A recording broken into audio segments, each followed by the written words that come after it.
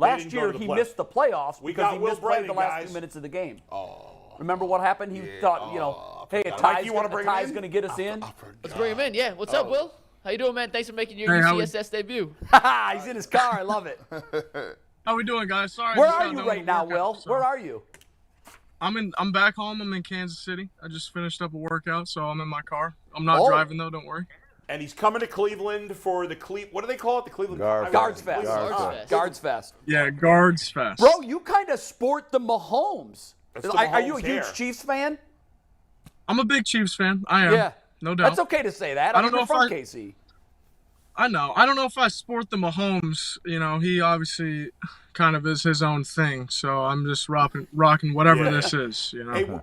Hey, Will. Last year, I mean, it's crazy. You get called up to the big leagues like right at the end of the year, and like there's some guys that never go to the playoffs, that never play in the playoffs. Now there's going to be less of that with 6 teams making the playoffs in each league.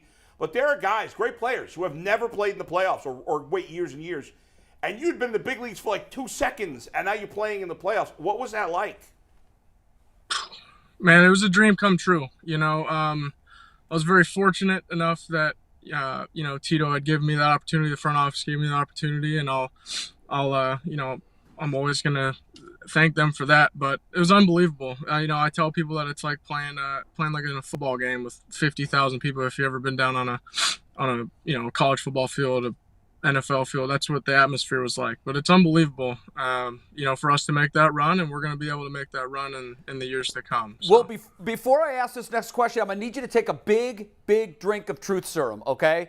I want you to answer this as honestly as you can. Don't give me the jock speak. No, I wasn't nervous at all. For all of the home playoff games, I was sitting in the dugout suite, which is right next to the on-deck circle. So literally, he's a big shot. He's a big shot. I know big shots. Yeah. I'm not a big shot, but I know one. He got the bag. Bro, I'm literally 5 feet away from every Guardians player when they're in the on-deck circle. And I'm sitting in there, and I'm looking at your eyes because I told everyone in there, I'm like, I bet this kid's shaking in his shoes. I mean, he's been, like Bull said, he's been up for 5 minutes. And he's now, and it wasn't just the playoff series, and I'm not just talking about the Rays, even the Yankees. You were hitting in massive spots, like game-changing opportunity positions.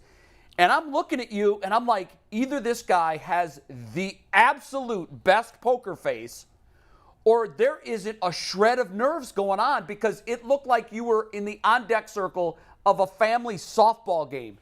1 to 10, 10 being completely nerved out, 1, no big deal. Where were you in those moments? You know, I'm going to go ahead and say it's probably like a 6 or 7. I was nervous. Wow. I'm not going to lie to you. But it's just it's the game that I've been playing forever. You know, you've prepared to be in those spots, in those situations. There's some times where you do feel like that, you know, the lights are on and nobody's home. So it just feels like, you know, a vessel is just walking and you're just kind of in that body. But no, I don't know. I just think I've prepared so well, and you know, they obviously trust me enough to put me in that spot and try to take advantage of it. You know, Garrett Cole obviously got the better of me a couple of times, and I won't forget about that. But yeah, no, it was nerve-wracking. I've been playing a lot of poker though, trying to work on it. So hopefully the nerves go down to about a 2 or 3. And in fairness to you, Will, Garrett Cole's gotten the better of a lot of hitters over the years. Yeah. So he's been in leagues, and you'll get your opportunities. You'll get a chance to face him again. You know, that I want to go back to the Rays game. Well, 2 games really. The Rays game where you win in the walk-off to move on to the Yankees, and then of course the Yankee game where you guys come back late. I remember we did a post-game show after that game, and we're like freaking out as fans. What those 2 games in particular that you win? What was that like? In the moment you win, and then in the locker room after that? Gosh, I don't know, just the dugout and just that team that we had is way too much fun. And so to go through the marathon 15-inning game, Oscar sends us to ALDS with a homer. Like it couldn't have been written better. You know, it couldn't have been a better script. But the locker room celly after was just fantastic. I remember chasing Miles around with a champagne bottle, and ran into like a TV stand that had been covered up. I didn't see it up, and my leg's all bloody, and I didn't even care. I couldn't even care. Getting champagne in my wound, it didn't even matter. But it was just what an awesome time with that team. And again, years to come, it's gonna happen. And then that Yankee game, I don't know, you kind of in the dugout or even in the stands, you kind of just feel like you're not gonna lose that game. You feel like something's gonna happen. The Guardian way of like stringing hits together, all like weird scrappy singles. That's like Bob Contz is up there, like all pissed off because it's a single. It's not and it's like they're trashing us, and you can tell that they want the Yankees to win. That's fine, but we come back and win that game and set us up for Game 5, and obviously it didn't work out, but we were in that situation, so it was a growing moment for a lot of us, and I tell you what, it's going to pay off.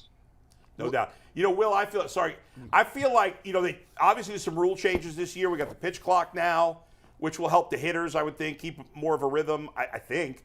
Also, though, the banning of the shift. Now, in my mind, and I'm curious about this, I think this benefits your team more than any team in baseball because you guys are a bunch of, you don't have a bunch of guys hitting a million home runs on this team, and you profile like the rest of this team. You're a guy who puts the ball in play, you get on base, you get a lot of hits. I mean, the whole team pretty much, outside of now Zunino now, but most of the team is kind of built that way. I feel like the ban on the shift will help you guys maybe more than any other team. Do you feel that way?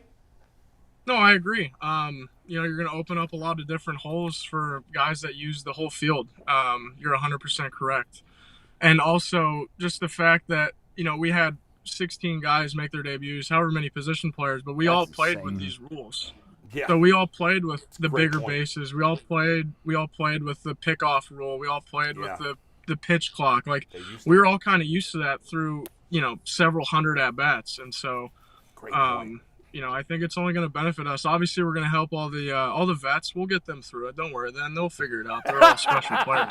Oh, shit. Well, this is the most important question of the day.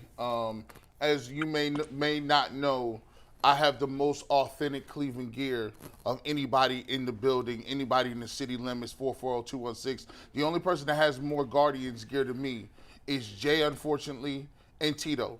I need to understand, because I got to get the authentic jersey this year, I need to understand which one am I invested in. Is it the away grays? Is it good old white ones? Or we didn't cut it all the way off? There he goes. Hold on. Or sorry about that.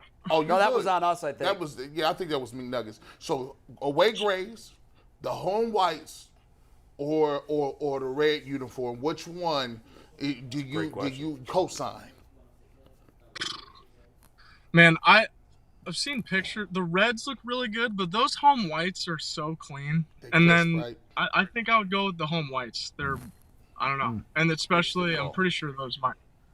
I think they'll say Guardians on it. You guys might, roast me on that. I don't know. Yeah. But I would get that one. I'll get I'll get the home whites. I think you can't go wrong with the white or the red. One last question before we play Know Your Teammate. I read this morning that in all AAA parks for 2023, they're going with the electronic strike zone, which probably means if it goes well, it's coming to the big leagues. I want your thoughts on that.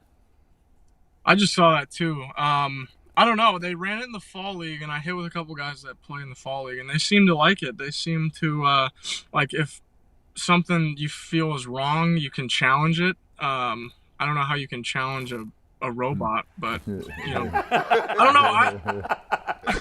I don't know. I think obviously it's all about pace of play and getting it right. And I think a lot of guys are going to appreciate the getting it right aspect. So okay.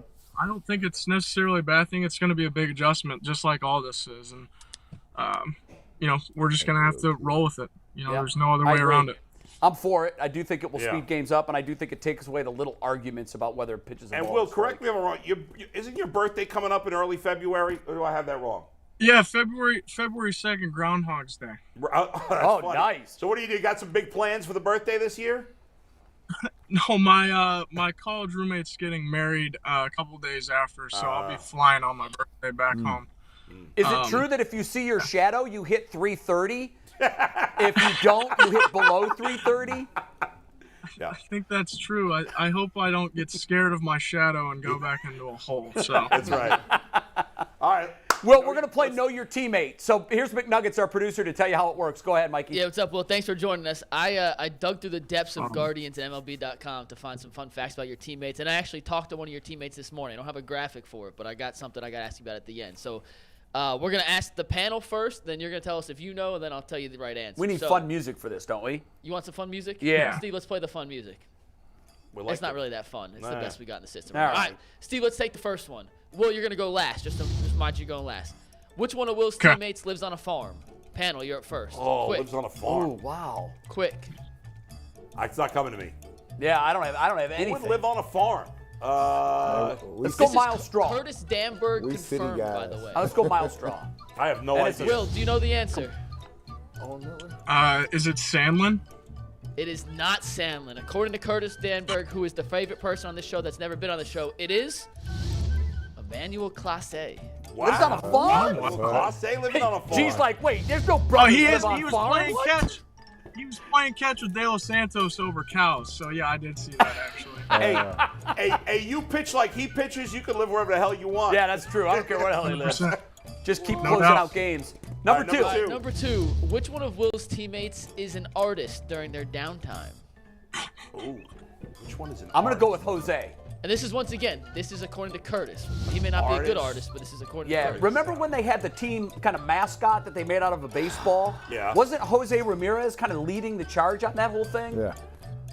I don't know. I just think he has an artistic side. I'm going to say Quick. Will Benson. Oh. Well, no, because it's Know Your Teammate. I mean, we're Will not going to Benson's ask a not question Will about Brennan. himself. No, Will Brennan. I said Will Benson. Oh, okay, I'm sorry. Will, what do you think? Hey, they confuse us all the time. Don't worry. Yeah. Will, what's your answer? I was gonna go with Benson as well. Wow. 0 for 2. Oh. It is infielder Andres Jimenez. Oh. Wow, an artist. Yeah. Andre Jimenez. Will's laughing. He's like, so you don't see him being the artistic type. I was up for 15 minutes. I didn't get to ask him about all the artsy stuff. I'm keeping my head down. All right, question number I don't 3. know Which one of your I don't know teammates about it. won the bronze medal in the U18 World Cup? Is that soccer? This is what Curtis sent me, so no, not No, soccer. Baseball world. it's Oscar World Cup, yeah. Gonzalez. Oscar Gonzalez, a good guess. I Anyone go else? with Jay. I think Benson won gold. I thought USA won gold, so I'm gonna go with Oscar Gonzalez is a good. I'll go Aaron Savale. You guys, it's rough out. It's rough out here to be a Guardian right now. The correct answer is Josh Naylor. Oh, for Canada. Right. Yep, that's right. Canada. That's right. Damn it. And Hey. then, Will, I have one more thing. This is from one of your teammates, so if it's it is. incorrect, blame your teammates. But I heard at Tristan McKenzie's birthday party, you walked in with your own chessboard, and you and Stephen Kwan sat in the corner and played chess while everyone else had fun. Is that true? That is not me. That was probably Benson.